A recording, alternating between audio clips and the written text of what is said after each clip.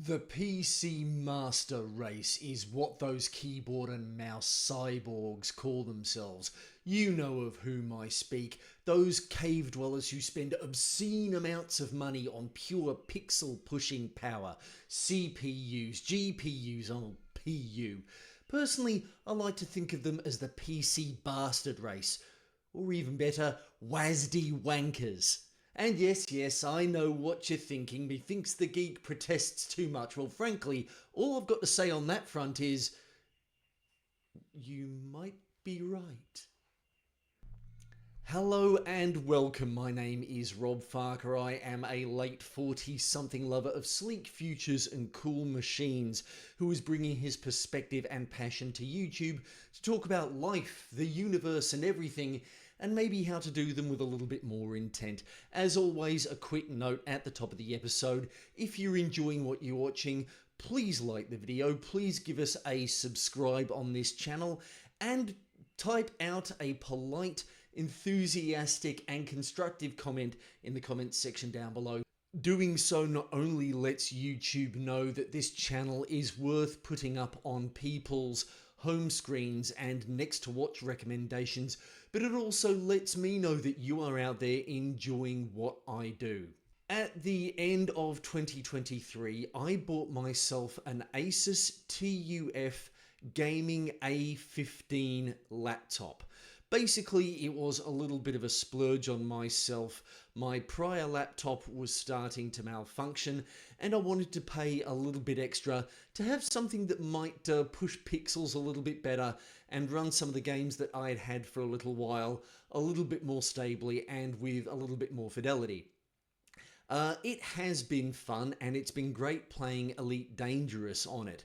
It seems to have been running it pretty well on 1080p resolution, and when I reinstalled the game it automatically set itself to 60Hz refresh rate and ultra graphics quality. That said, I did start to notice recently that it was running pretty hot. Not painful to the touch, but uncomfortable, and I could even feel the hot air coming up from underneath the keys, and it was still occasionally dropping the odd frame.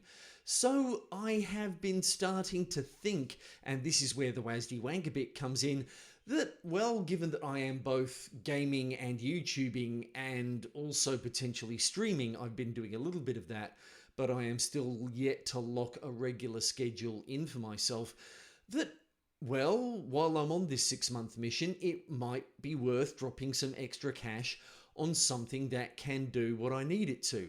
And I'm pretty sure that that something is going to have to be a desktop tower PC of some kind. Let's talk about games a bit more generally for the moment, because it seems, if not a waste, but a bit of an extreme to drop a few grand on a new computer just to play the one game. I did a bit of a trawl through of my Steam list to see what I've bought and what I wouldn't mind giving a try, or at least maybe playing a little bit more often. So my most recent purchase was the epic Warhammer 40,000 Space Marine 2, which when I first got it, it of course installed kind of like Elite Dangerous did, running with 1080p on ultra settings, and it chugged fairly quickly, as spectacularly as it looked, so I wound up dropping it down to medium.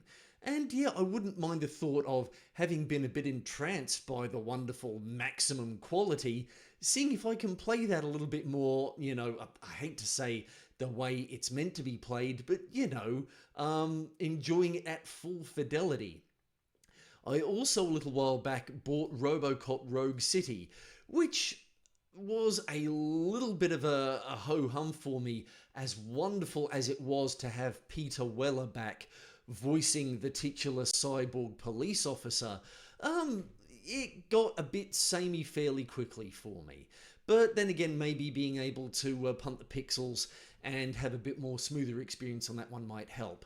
I also bought Cyberpunk 2077 a few years back, not long after it launched, and yeah, my laptop at the time wasn't really able to handle it, and of course Cyberpunk 2077 And of course, Cyberpunk 2077 was going through its well-publicized run of glitches on launch.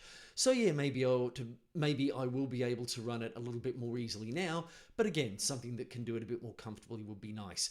Helldivers 2 has been a fun game to run since I got it. I've not been playing it too much of late, but I wouldn't mind getting stuck back in. Something a little bit more recent that I wouldn't mind trying is the new touted Overwatch 2 killer Marvel Rivals, which a whole bunch of people have been playing. I have to give a shout out to Rage Effects, my friend and Twitch streamer, who's been playing a little bit of it lately and making it look pretty interesting and fun. And from what I've heard, it does seem to be optimized less as a competitive game, which is what Overwatch 2 has become, and lost a bit of its flavor and character as a result, and more optimized for fun and memorable play experiences. And I also spotted that I've got Titanfall 2 on my list of games that I've bought on Steam. I think I have it for the Xbox One, and I got it on very cheap at one point here. And Titanfall is a game series that I want to like, but I've found that its extremes of mobility and quick play tend to throw me off pretty quick. And they're the kinds of games that tend to make me a bit nauseous, I find. I get a bit motion sick when playing them. But there's a little bit of me, maybe it's the whole point that Matthew Mercer is the voice of the lead character, but that wouldn't mind trying to give it another playthrough. And, well, there is the spectre of Star Citizen always lurking. There is a bit of me that thinks I don't really want to try it until the 1.0 launch finally comes out and it becomes an official non-beta game. Then again, still, you know, Sleek Futures and Cool Machines, I've talked about how I wouldn't mind getting my mitts on one of those Hercules Star Lifters. So yeah, that does still lurk. The other thing I want to look at in terms of a gaming PC is buying versus building. Now, one of the things that I've not really been interested in is home building my own PC.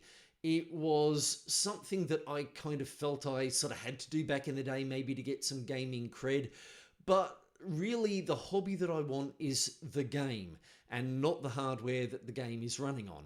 And I hear enough stories about people having to make tweaks to their hardware. I even saw recently a YouTube video, and I'll make sure to drop a link to it in the show notes, that there was a person who got into Star Citizen, a person who got into Star Citizen from Elite Dangerous was originally having problems with it and then solved them by getting some new sticks of RAM that apparently solved some sort of timing issue that the previous sticks had. And that seems like a rabbit hole that I'm really not particularly interested in going down. Again, maybe it'll be a case of the geek protest death too much, who knows. But I would like to just get something that I don't then have to put together myself, that just comes ready to go right out of the box, and I can install the games I want on and play. So one of the first things I did when I was thinking about this question was go on to the Discord servers of some gamer communities that I hang out on.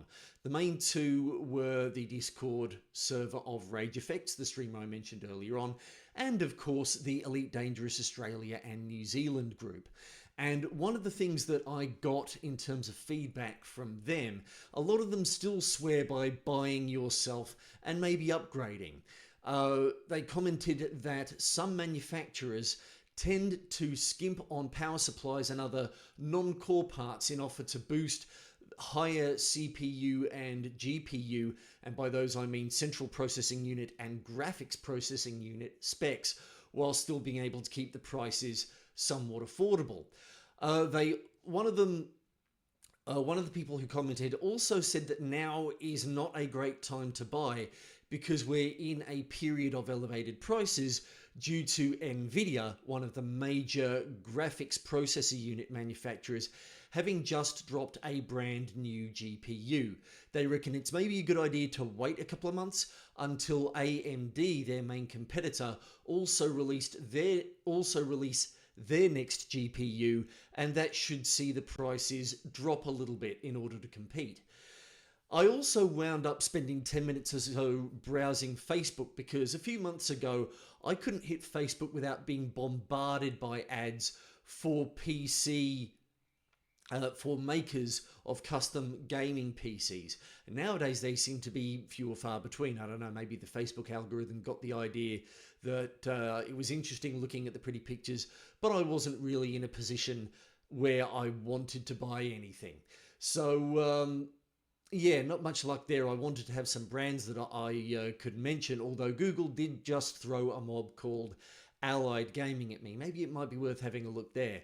I did also want to mention two main brands of pre-built gaming PCs. Alienware, who I think are sort of the granddaddy brand in the field, and also Republic of Gamers, which is a sub-brand of ASUS, specializing in gaming-focused PCs, and also I believe Republic of Gamers is the brand that ASUS have released their gaming handheld underneath. I do see these things in JB Hi-Fi and do get a little bit tempted every now and again, but the weight of a gaming handheld is a little bit off-putting, I find. And there's a bit of me that says, well, if I'm going to pay, I would rather pay a bit more for something with a lot more grunt in it. But one thing I do want to consider is maybe keeping my laptop going. When I did look into cooling a couple of days ago, I did do a search for cooling pads. I did have one way back in the day for an older laptop, and funnily enough, since my current one and the one prior, I didn't actually buy a cooling pad for it, which might have been a bit of a mistake and may have contributed to the glitchiness of my prior laptop. I did wind up splurging about $175 via Amazon on a new one, which with any luck should be turning up today. That's what Amazon's delivery estimate said. So fingers crossed, by the time I edit and put this episode up, I will have it and it will be providing a bit more cooling for my computer. So that might extend the life of it a bit more. And also, maybe there's a bit of me that says, perhaps I do just stay within my limits. As I believe Clint Eastwood said in a Western movie, a man's got to know his limitations. So maybe I do just decrease the graphics quality and run games that I know will run smoothly and without giving my laptop heat stroke. And also, if I do wind up getting a gaming PC, perhaps what I do is I have a two-computer setup. I use the laptop for the day-to-day stuff and low-end gaming, and also perhaps use it as the main streaming system so that I can focus on pure pushing of pixels on the desktop PC and output the graphics to the laptop, which then outputs it to the Twitch live stream. Whether such a thing is possible, I don't know. I will have to check in with my Gamers Brains Trust on that. But yeah, I definitely don't want to just chuck my laptop because of the new hotness. And there is the fact that this 6-month mission is going to come to an end, and I do want to focus at some point on other things in life that will involve me, getting out of the house and meeting other flesh and blood human beings and doing things about my career. I mean, who knows, maybe gaming, streaming might be part of that future, but I do kind of want still a bit more of a social future, and perhaps spending my money on a computer is not exactly heading in the right direction in life. But there's a bit of me that says, you know what, just bloody try it for a little while, Rob, so that you can say that you've done it, you've got it out of your system, and now you know. But anyway, folks, what about you? Tell me about your relationship with gaming and gaming computers. Are you a WASD wanker? Sorry, PC bastard. PC Master Race member. What are the games that you love to play, and what have you done to get them looking as crisp as possible, on as high resolution as possible, on maximum graphics quality as possible? What is your dream rig? Do you own it already? How much did you drop on it, or how much are you planning to drop on your dream rig? What are some of the upgrades that you have done to keep an existing rig going, and how frequently are you upgrading? How do you balance your hobby of playing games with the hobby of maintaining and upgrading a gaming rig? And what are some of the snags that you've encountered, the troubleshooting that you have had to do? And are there the times where you've gone, like a couple of friends of mine, stuff it, you know what, I'm just going to buy a console. It's steady hardware.